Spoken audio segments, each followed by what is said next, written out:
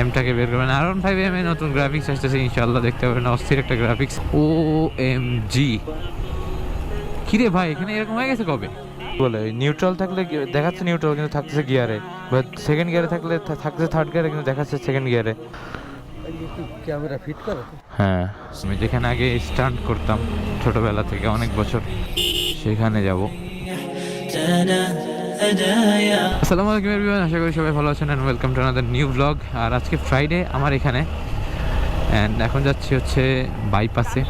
আজকে ব্লগিং করতে বেরোলাম, বাট ড্রোন কিছুই নিয়ে নাই। এখন দেখা যাক। আর এই সেই রোডটা যেখানে 26 মিলিয়নের একটা ভিডিও পাওয়া যাবে।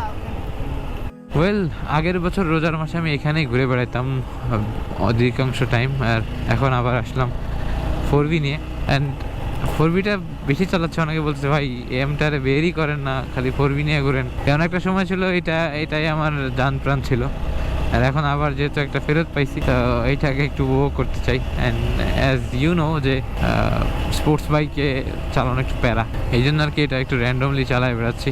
তারপরে আবার ইনশাল্লাহ এমটাকে বের করবেন। R15 এ নতুন গ্রাফিক্স আসতেছে ইনশাল্লাহ, দেখতে পাবেন অস্থির একটা গ্রাফিক্স।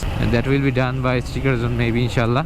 আর এখন যাবো ধানকাটা ব্রিজে, চলেন ওখানে গেলেই বুঝতে পারবেন যে কোথায় যাচ্ছি। অ্যান্ড চাইছিলাম ড্রোনটা নিতে, বাট সামহাও ড্রোনটা নিতে ভুলে গেছি আমি।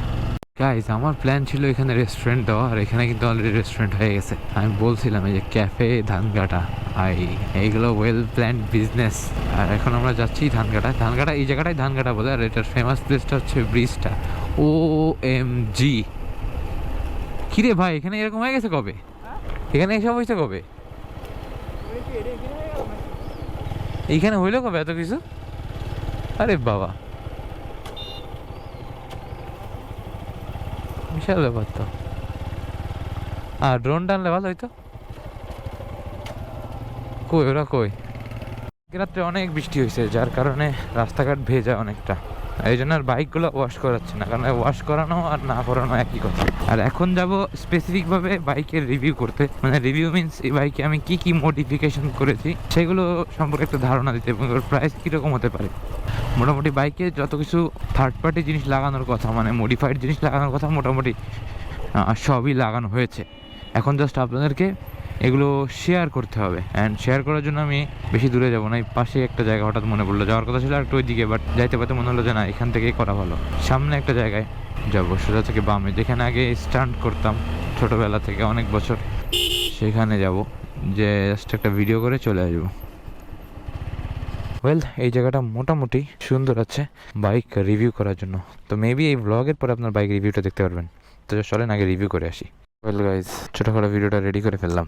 এবার বাইকটা ফিনিশ সার্ভিস দেওয়া, মানে একটা লাস্ট সার্ভিস দিতে হবে, সেইটা ক্লিয়ার করার পালা। এই যে মিটার ইরর কিন্তু এখনো আছে, এটা একটা ছবি তুলে রাখি আমি। ক্যামেরা ফিট করো? হ্যাঁ।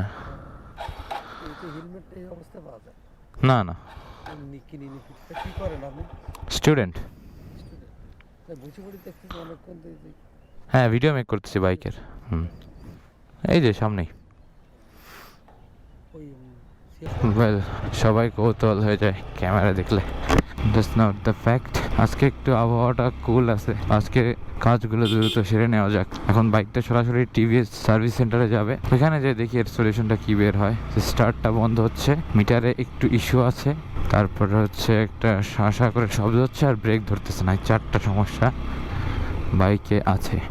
আর ব্লগ বানাইতে বানাইতে কেমন একটা যেন মানে শুকায় যাইতেছে, এরকম একটা অবস্থা। এখন দেখি কি করা যায়। সিরিয়াল কি অনেক, তো অনেক বাইক সমস্যা। এই যদি হয় এদের সার্ভিস সেন্টারের অবস্থা। আর একটা সার্ভিস সেন্টার আছে, সেটাতে যাচ্ছি আমরা।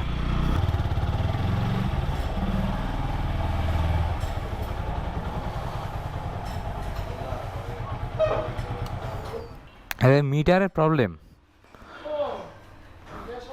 মানে ওই নিউ, হ্যাঁ এই শোরুম থেকে নেওয়া হয়েছে, পাশের শোরুম থেকে নেওয়া। হ্যাঁ হ্যাঁ হ্যাঁ, এটা থেকে। মিটারে ওই যে আপনার ইয়া হয় বলে, ওই নিউট্রাল থাকলে দেখাচ্ছে নিউট্রাল কিন্তু থাকতেছে গিয়ারে, বা সেকেন্ড গিয়ারে থাকলে থাকতেছে থার্ড গিয়ারে কিন্তু দেখাচ্ছে সেকেন্ড গিয়ারে। আরেকটা জেন্টস পার্লারে গেলাম, এখানে আর এক আইডিয়া পাইলাম। সেটা হচ্ছে স্পা আরও কী কী আছে ভাই, আজীবন ডিটারজেন্ট দিয়ে ফেস জ্বলে দিলাম, এখন আমার স্পা।